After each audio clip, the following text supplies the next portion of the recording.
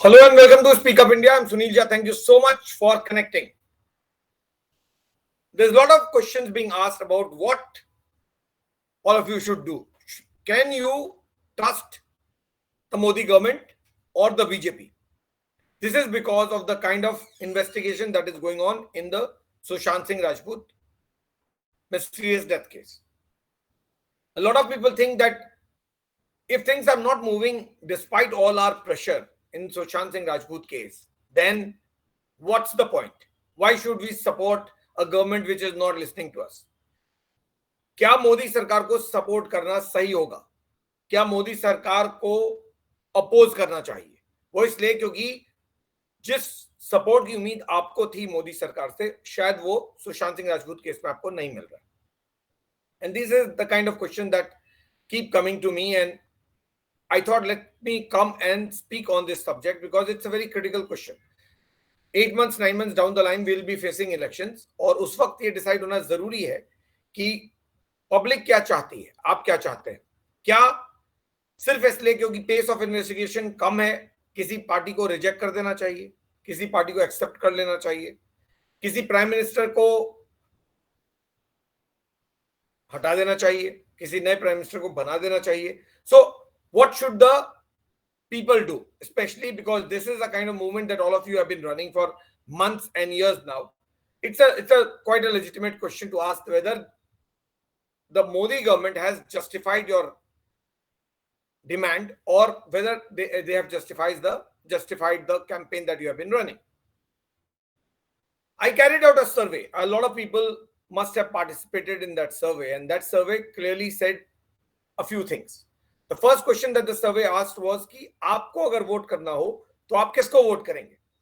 That is mainly because options बहुत limited है आपके पास. एक ऑप्शन है वो गवर्नमेंट जो इस वक्त चल रही है, that is the Modi government और the BJP.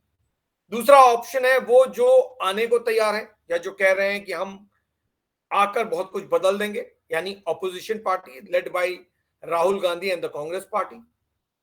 And the third option or the fourth option or fifth option, whatever you want to call it, is the nota option or the boycott option or the independent option. कि हम लोग ना कांग्रेस को vote करेंगे ना opposition को vote करेंगे, हम नोटा चूज कर लेंगे, या हम बॉयकॉट कर देंगे इलेक्शन का, या हम इंडिपेंडेंट को वोट कर देंगे, लेकिन हम इन पार्टियों को वोट नहीं करेंगे. Now this is a very critical question क्योंकि इसका इंप्लीकेशन बहुत सीरियस है. So it's very important to understand कि आप जब वोट करते हैं तो क्या वो इतना सिंपल है जितना आपको लगता है? अगर आपने नोटा को वोट कर दिया तो क्या आपको लगता है कि आपका वोट एक प्रोटेस्ट है? क्या उससे फर्क नहीं पड़ेगा? And that's exactly why I am here to talk about. जो सर्वे मैंने कैरी आउट किया, उस सर्वे का रिजल्ट मैं आपको थोड़ा इंडिकेट कर दूं.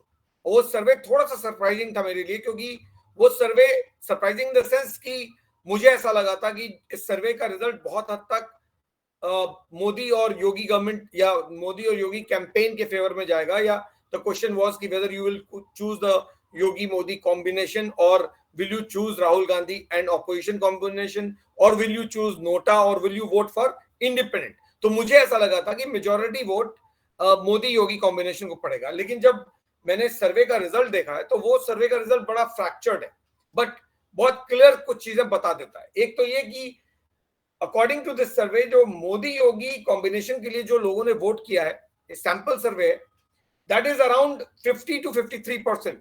सो अराउंड 50 to 53%, से बिटवीन 50 and 55%, कहीं पर भी लोगों ने मोदी योगी कॉम्बिनेशन के लिए वोट किया, 53 to be precise.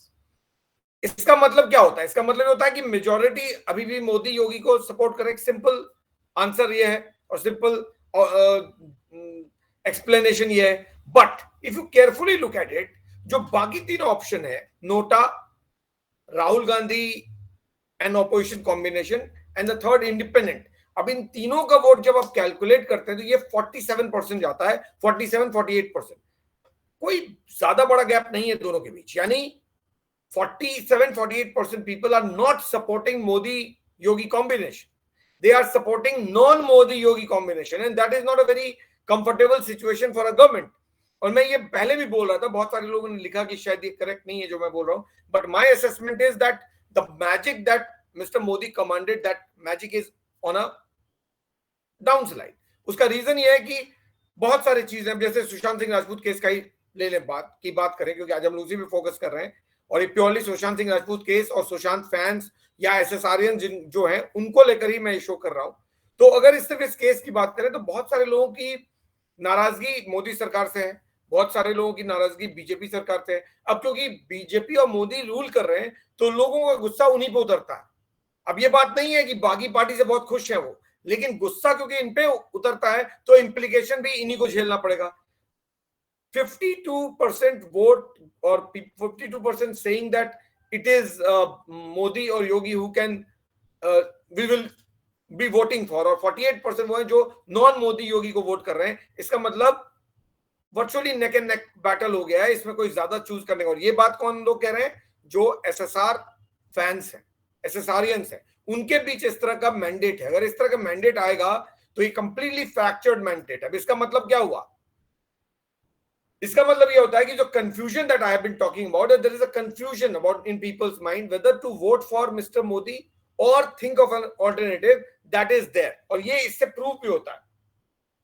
Now why am I sitting here? मैं ये बताने के लिए नहीं बैठा हूं कि ये पॉपुलैरिटी मोदी सरकार की नीचे हुई है या नहीं। मैं बात ये कर रहा हूं कि आपको क्या करना है, क्योंकि सवाल तो यही है ना कि हमको क्या करना चाहिए। क्या हमें मोदी योगी कॉम्बिनेशन के अगेंस्ट में वोट करना है या करना चाहिए, या हमें मोदी योगी को, मोदी बीजेपी को कॉम्बिनेशन को फिर से चांस देना चाहिए, या फिर नोटा को वोट कर देना चाहिए? बहुत सारे लोगों ने नोटा लिखा हुआ है कि NOTA is the only choice.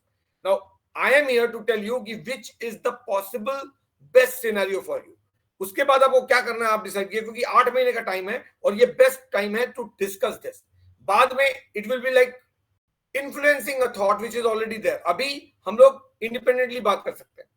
अगर इस पर लोगों को बात भी करना हो तो मैं प्लेटफॉर्म भी खोल सकता हूं बाद में, और आप लोग ज्वाइन कर सकते हैं, और मैं क्वेश्चंस भी ले सकता हूं अगर आपके क्वेश्चंस है तो, provided there are speakers. So I am ready to do the Q&A show also on this, provided we have sufficient speakers. और ये पूरा सुशांत सिंह राजपूत कॉन्टेक्स्ट में ही है ये पूरा शो।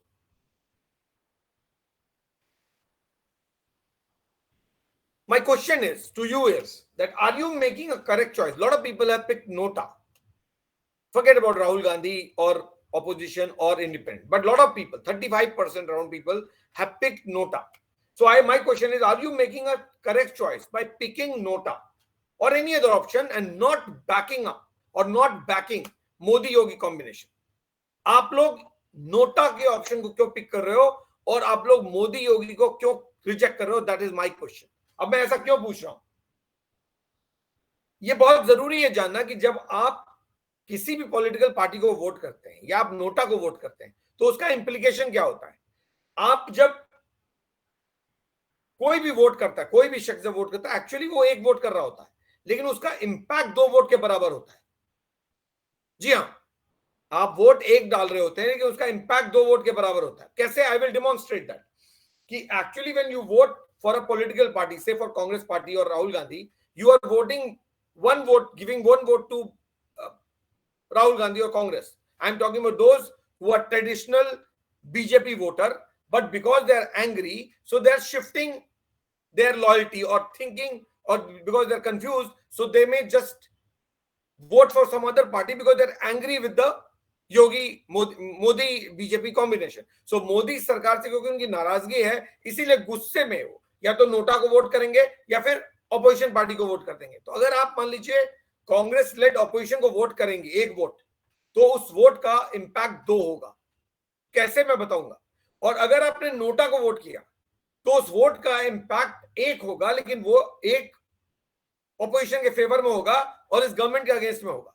तो आप भले ही नोटा, यानी NOTA is not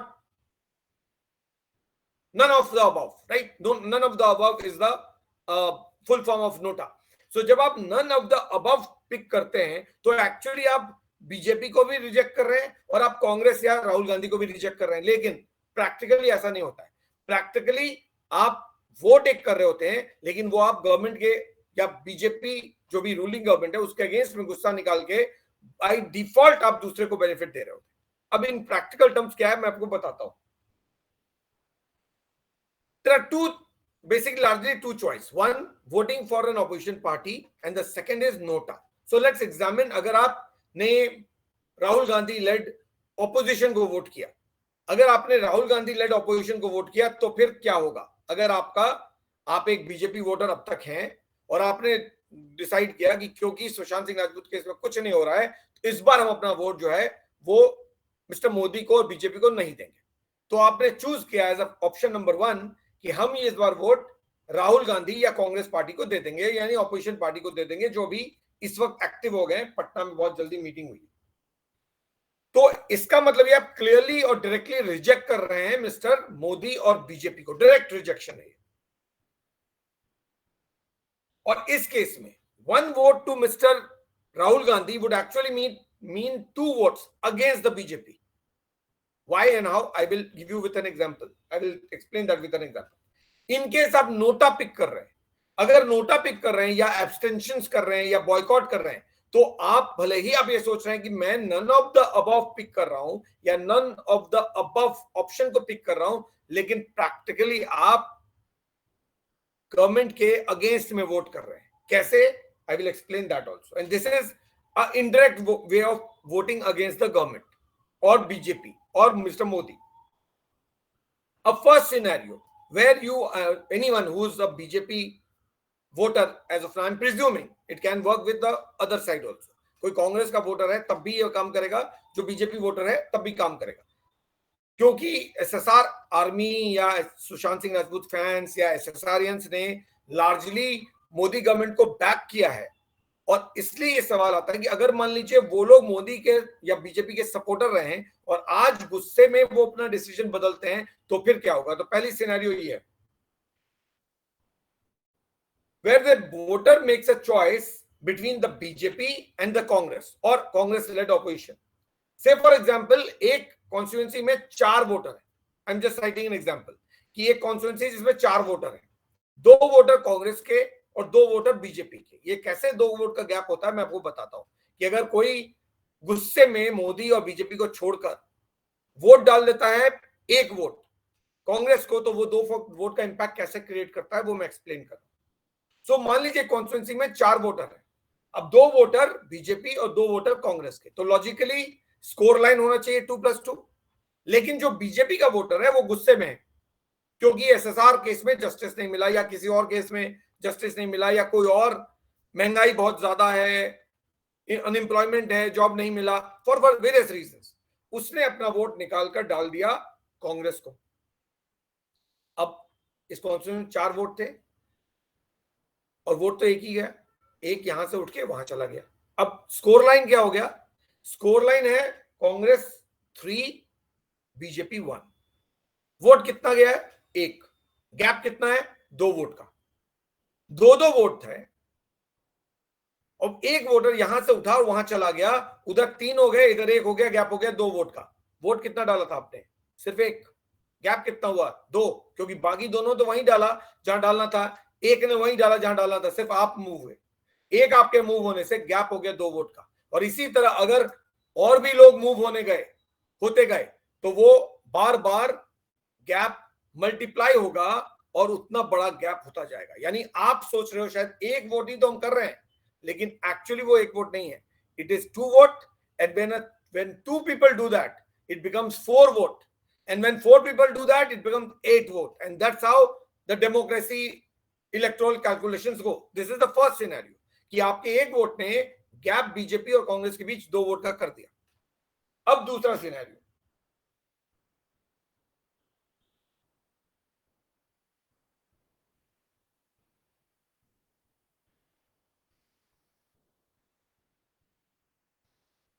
so what happens is that value of 1 vote actually transform into a value of 2 votes and becomes it gets multiplied.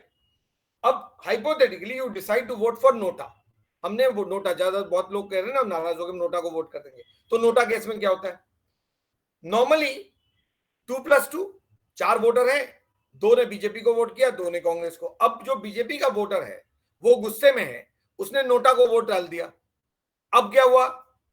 अब जो नोटा का वोटर है, क्योंकि नोटा पे वोट डालने से आपको ऐसा लग रहा है कि आपने लॉजिकली बीजेपी और ऑपोजिशन दोनों को रिजेक्ट कर दिया है, यानी मोदी को भी रिजेक्ट कर दिया और आपने राहुल गांधी लेड ऑपोजिशन को भी रिजेक्ट कर दिया.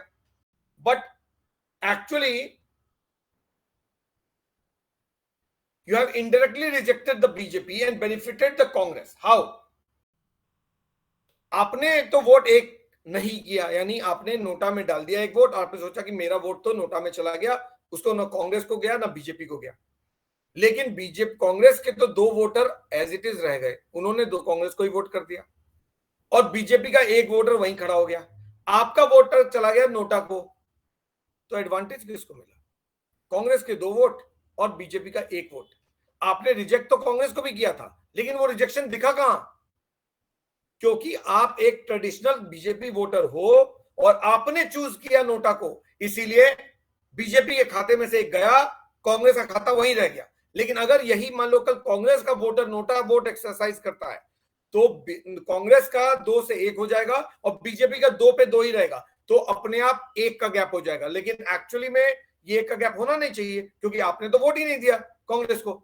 लेकिन ऐसा नहीं होता है. सो जब आप नोटा को पिक करते हैं तो आप समझ रहे हैं शायद आप किसी को अगेंस्ट में जाके वोट नहीं कर रहे हैं, आप गुस्सा दिखा रहे हैं, लेकिन practically you are voting against the party that you have been traditionally voting for. जो ट्रेडिशनल बीजेपी वोटर है वो अगर नोटा का वोट को एक्सरसाइज कर रहा है तो वो बीजेपी के अगेंस्ट में वोट कर रहा है, क्योंकि बीजेपी एक्सपेक्ट कर रही है, मोदी एक्सपेक्ट कर रहे हैं कि आपका वोट उनको मिलेगा. लेकिन आपने तो चूज कर लिया नोटा को, या बॉयकॉट कर दिया, या एब्स्टेन हो गए, यानी मैंने वोट डाला ही नहीं. मैं किसी बॉयकॉट का हिस्सा नहीं हुआ, मैंने नोटा भी एक्सरसाइज नहीं किया, मैंने वोट ही नहीं डाला. जैसे ही वोट नहीं डाला, वोट केवल एक ही पड़े बीजेपी को, और कांग्रेस को 2 के 2 पड़े और बीजेपी 1 वोट से हार गई. बीजेपी को हराने का एक ये भी तरीका है. तो आप भले ही सोच रहे हो कि बीजेपी हारने नहीं चाहिए, मेरे वोट से क्या होता है, लेकिन प्रैक्टिकली आपने बीजेपी को हरा दिया. ऐसे ही अगर कांग्रेस का वोटर ने चूज कर लिया नोटा, वो भले ही कह सकता कि मैंने तो दोनों को रिजेक्ट किया है, क्योंकि मैंने तो बोला है none of the above, but actually you are choosing one of the above, not none of the above. वो एन हट जाता है, वो वन ऑफ द अबव हो जाता है. The moment you decide to vote for NOTA, it is not none of the above, it's one of the above. आप against में वोट कर रहे हो बीजेपी के, आप बीजेपी का वोटर हो, कांग्रेस के वोटर हो, और अपने पार्टी के अगेंस्ट में वोट कर रहे हो बाय पिकिंग ऑन नोटा, तो आपका वोट वहां नहीं गया जहां जाना चाहिए था. So by default the party loses because of your vote. Now you decide, is this the correct way of choosing election? Because अगर आपके इलेक्शन वोट से पार्टी हार जाती है, तो क्या आपने फेयर चॉइस किया या नहीं?